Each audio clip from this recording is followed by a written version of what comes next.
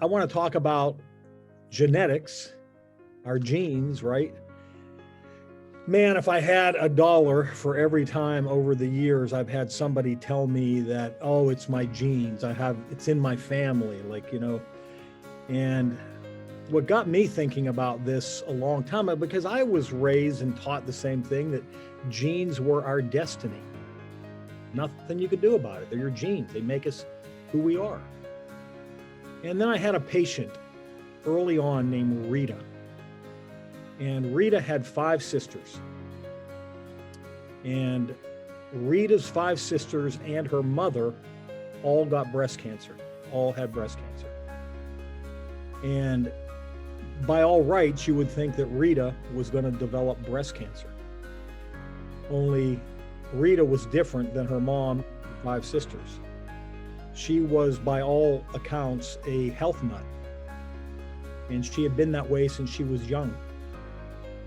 And I knew Rita from when she was middle-aged all the way up into her 70s when I quit chiropractic and lost touch with patients of mine.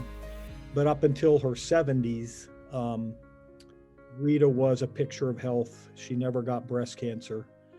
And it was really an eye-opener for me. I was like, wow, like how could that be? Like maybe it's just a coincidence, right? And then I've had so many other things that have happened to me, like a young lady that worked for me early on. She was one of my first employees. Her name is Stacy. And Stacy had a twin named Tracy. And identical twins, which means genetically they're exactly the same, right? Only when you watch them over 25 years, Stacy was my employee for almost 20 years, you could see like these were identical people, especially when they were younger. She started with me when she was 19. But as they got older, I mean, what looked to be like I couldn't even tell them apart in the beginning, over time, it became super easy to tell them apart because of the way that I believe the way that they lived.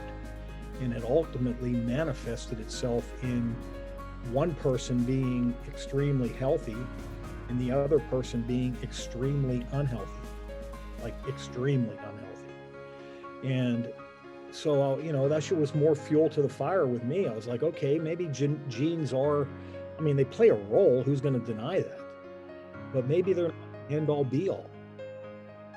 And then, I don't know how many of you have ever heard of something called epigenetics. You ever heard of that before? Epigenetics means epi is above genetics. And in 2007, the field of study called epigenetics was born. And I'll explain that in a second. But it was a tremendous eye-opener for everybody who believed and who studied and researched this stuff, that genes were our destiny. Well, I want to be able to show you something else that I bet you all of you have heard of. We are what we eat, right? Have you heard of that before?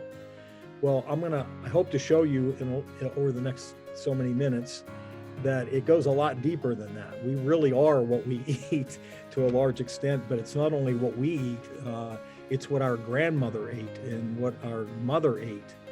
And all of that has an impact on us, has had an impact on us. But anyway, another story that I had was in my own family. I have 2 uncles, and my Uncle Mick and my Uncle Andy, and my mother's brothers, and they both had bad hearts. And the doctor, they were up in age at the point, not old, about where I am now. Don't say 60s old, Felicia. And anyway, so they both had bad hearts. Andy actually had very advanced heart disease. And they were talking about having to do heart transplant surgery with him, replacement. And Mick, the younger of the brothers, went to his doctor, and the doctor was like, yeah, you've got high cholesterol, you've got some clogging of your arteries, blah, blah, blah, blah, blah. There's nothing you're going to do about it. It's like your dad died of heart disease. you guys have the same genetics, and there's really not a whole lot you can do. Do the best you can do, but our genes make us who we are, right? Our DNA is, in essence, he was saying, is our destiny. And so Mick took that to heart and proceeded to do nothing in his life, nothing different. And Mick wound up dying at 64 years of age. Andy is now 82 and walks 5 miles every day. Has lost, probably since when he was younger, he used to take me to Pittsburgh Pirate baseball games. And he was probably, he was not tall, maybe 5'9", but pushing 210, 220 pounds. Like, he would sometimes get very heavy. And today he's about 160 pounds. Like I said, 82, pretty much a picture of health right now. What was the difference between the two? Mike, or Mick, believed that there was nothing he could do, so he did nothing. And Andy didn't accept that.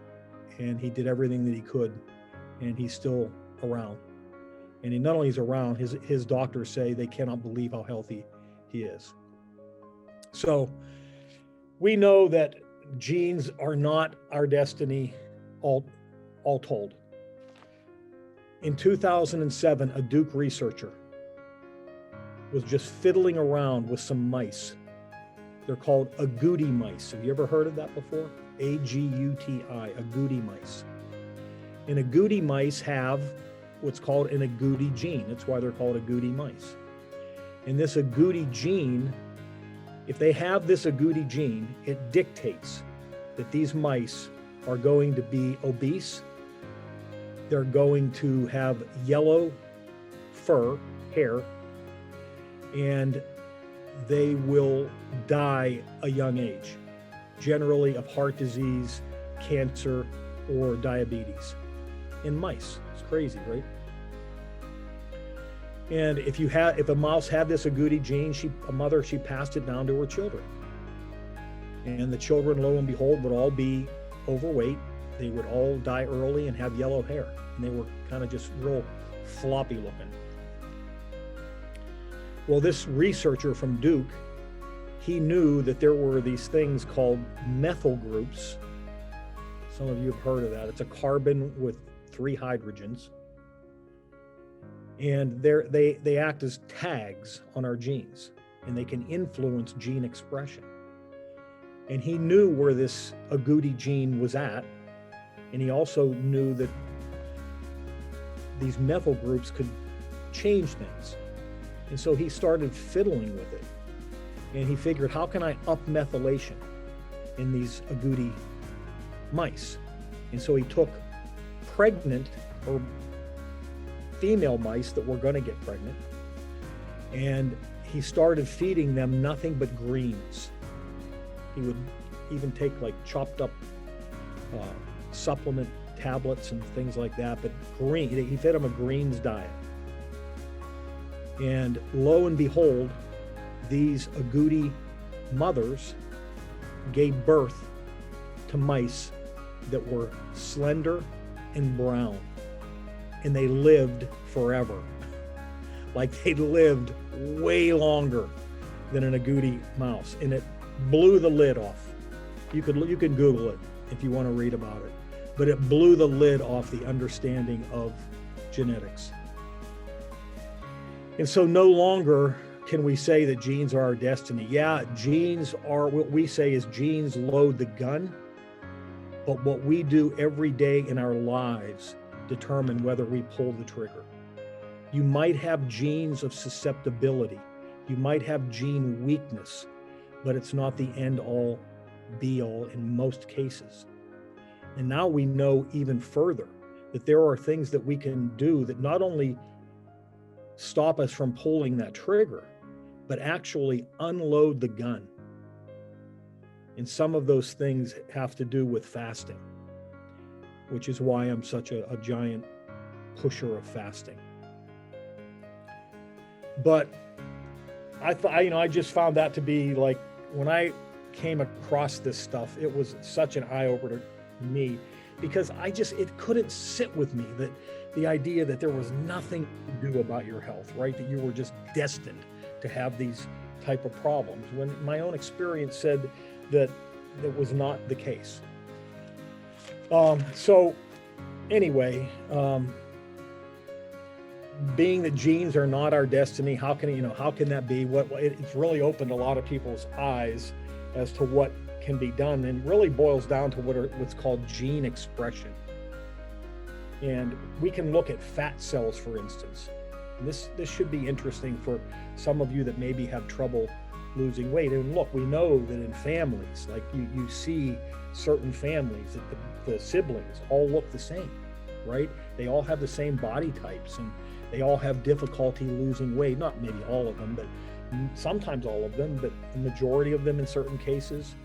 But even as it relates to fat cells, which we thought, what can you do? You're born with X amount of fat cells, and we thought there was nothing you could do about it, but we know for certain right now that we can change the distribution of fat cells, number one. But there's a particular fats gene called FTO gene, which is really the most lethal form of obesity. If you have this FTO gene, and it pretty much in our early understanding just predestined people to be obese, and there was nothing they were going to do about it. But what we found is that simple things, like one experiment showed that if somebody with the FTO gene walked nearly every day for, I forget the amount of time, 30 minutes, 60 minutes, whatever it was, that if they walked for 6 months, that they dampened that gene expression by over 40%, just from walking. And then they looked and they said if that same person who walked would change their diet really to away from the standard American diet, which is killing people, into a truly healthy whole food diet, that FTO gene expression could be squashed by over 70%. So here you have this most lethal form of obesity through genetics that can be altered by doing two simple things. And that doesn't even throw in the fasting thing. I wish they would do an experiment where they would show people who had a fasting focused lifestyle what that would do. And I believe in my heart, I know that would completely eliminate that person's destiny, that they were going to be fat no matter what they did. It works in reverse, unfortunately, though, too.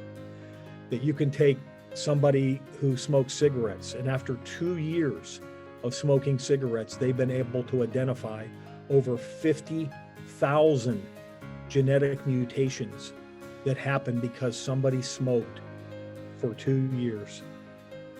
So, where does it end? I mean, there's so many things. What about other toxins? We focus on cigarette smoke, but what about plastic residue? What about mercury? What about lead? What about pesticides and herbicides and all of the things that we're exposed to? Every person, even if you don't smoke, is exposed to just buckets of these type of toxins. So, I think that there are other things. Like I have these kind of things stored in my head, these studies, because I really get into this kind of stuff. They did a study in Sweden where they looked at a particular county in Sweden. This was in the 1880s. And they looked at this upper northern county, the furthest northern county in Sweden that was really inside the Arctic Circle. And these people back then were cut off from society. What they had was what they grew as far as food is concerned, and what they raised. And they would have lean years, they would have long periods of lean years, and then they would have periods where they had lots of abundance. And a researcher, and a lot of, well, they're into this kind of stuff a lot when it comes to research numbers. And they looked at the people that were living during these famine times versus people that were primarily alive during the feast time. And the people that were alive during the famine time lived 6 years longer than on average than the people who lived during the feast time, because the people who lived during the feast time basically were overeating. But it went further than that. It also extended to the children and to the grandchildren. Think about that for a second. We know that the things that we do today, if you're a parent to be, the things that you do today can impact the health of your children tomorrow, but we're also seeing that carried through to a second generation. Not just the things that we do in our lives in terms of the foods that we eat, or maybe the exercise, the things that we think of in terms of health, but also as it relates to the way that we think. We know that the way that we think can change gene expression. Think about that for a second. Like the stress levels that a person goes through in their life, that can change gene expression. So there's all of these things that we know can make just such a difference in terms of not only us, but our children and our grandchildren. And I had every intention here that I was going to get into the whole methyl groups, and there's something called histones, which are proteins that act like spools inside the genes. But honestly, it's probably stuff that you don't even want to know about. We do focus on our program on methylation. In our prep phase, we have a supplement called MORS. Most of you that are not well you're undermethylated. You don't have enough methyl groups, enough carbon and hydrogen groups in your body. MORS provides that, a quality product that provides for methyl groups in abundance. So those are things that we can impact. That methyl, remember what I was saying, that methyl group, they act like tags on your genes.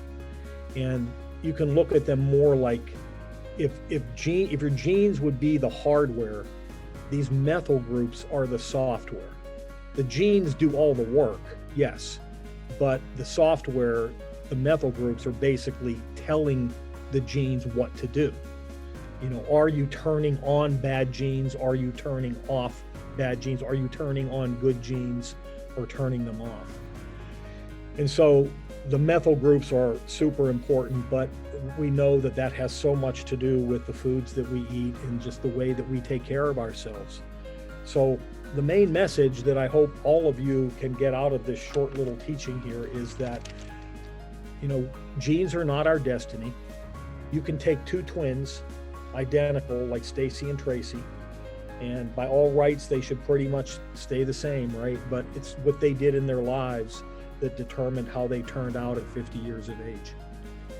The genes were, and what we see today and what is estimated is that genes really only account for about 10%. 10% of what we see. The 90% is what we do. So that's the main message that I hope you get out of this. If you have genetic weaknesses, I hope you can see that they're not your destiny. They're not your destiny. I believe most of you can be like Rita and not develop breast cancer, or if you've had breast cancer, keep it from coming back again. We know that there are certain cancers, for instance. This is the crazy thing with me. There are certain cancers that we know are related to a misplaced methyl tag on the gene. And so what do scientists, what do they want to do right now? What's their thrust? Their thrust is to try to find a drug that can that can change that methyl response, that methyl tag. And we're saying, no, why do you want to go there? Like, why is that your first thing all the time? Find some drug that's going to do something. And guys, I feel like I'm getting on my soapbox right now. I can always tell when that happens to me when I start. Well, Felicia will start shaking her head too. But it's like, I got just a little tiny rant here, okay? So, we comprise 4.7% of the world's population. Did you know that in America? Do you know we consume over 60% of all the world's drugs? How bad is that? I mean, it'd be good if it was working, but where are we health-wise? Dead last. Of all industrialized nations, we have more diseases per capita than any other nation. Are things getting better or worse? Worse, markedly worse. We have more diseases, things like autoimmune disease, things like diabetes, things like Alzheimer's, autism, exploding in numbers. Some of you have heard me say this before. When I graduated in 1985 from chiropractic college, 1984, 1 in 10,000 children in America could expect to develop autism. Do you know what it is today? 1 in 36. What's changing? What's happening?